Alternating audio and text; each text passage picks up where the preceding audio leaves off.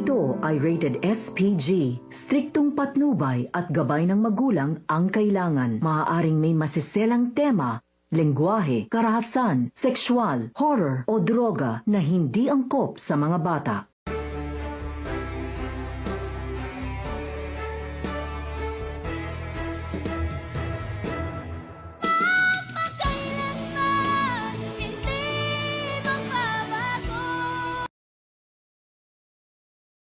Si Jovic ay isang matalinong estudyante at siya ay kilalang aktibo sa mga programa sa paaralan.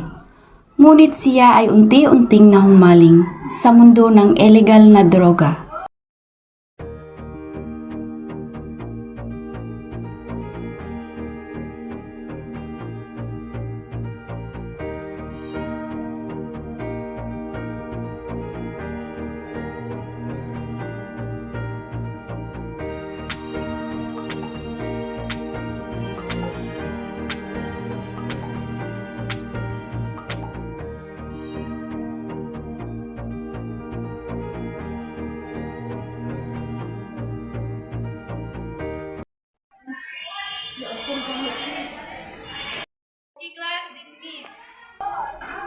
Isang umaga, habang papalabas si Jovic sa kanilang classroom dahil kakatapos lang ng kanilang klase, ay nakita siya ng kaniyang dating kaibigan na si Marv at niyaya siya nitong magamit ng illegal na droga.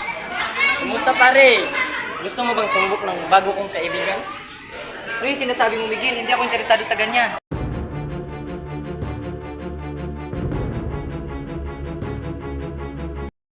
Tara na, nakakawala ito ng stress ng ating school. Oo nga, Juan. Hindi mo kailangan mag-alala. Subukan mo lang. Tara na, tara na! Tara na! Tara na! Ayos! Isang araw, habang papunta sila sa kanilang lungga sa paggagamit ng illegal na droga, ay may nakakita sa kanila. Saan kaya sila pupunta?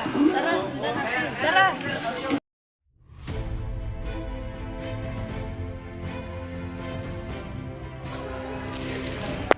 Hala, gumagamit sila ng illegal na droga. Tara, sundan natin. Tara.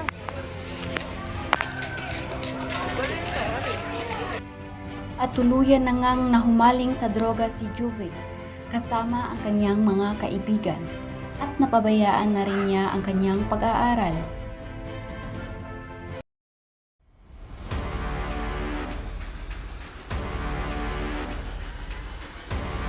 Ma'am, nakita namin sina Jovic, Fabian at Mark gumagamit ng illegal na droga. Talaga ba? Papuntahin niyo sila dito. Ngayon na. Okay, ma'am.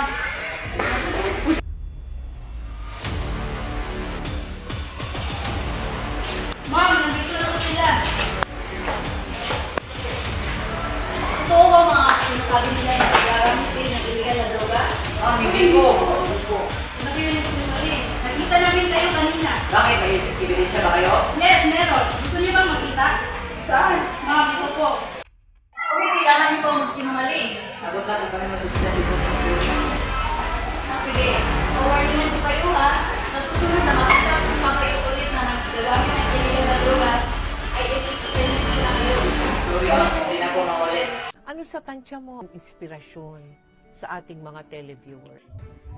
Sa tansya ko po sa inspirasyon ay sana mamulat na sila sa mga tamang gawain. Sana huwag silang mag-desisyon agad o gumawa ng mali.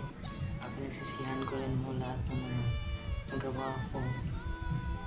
Bilang estudyante na rin po, masasabi ko sa inyo, sana mag-aral tayo mabuti.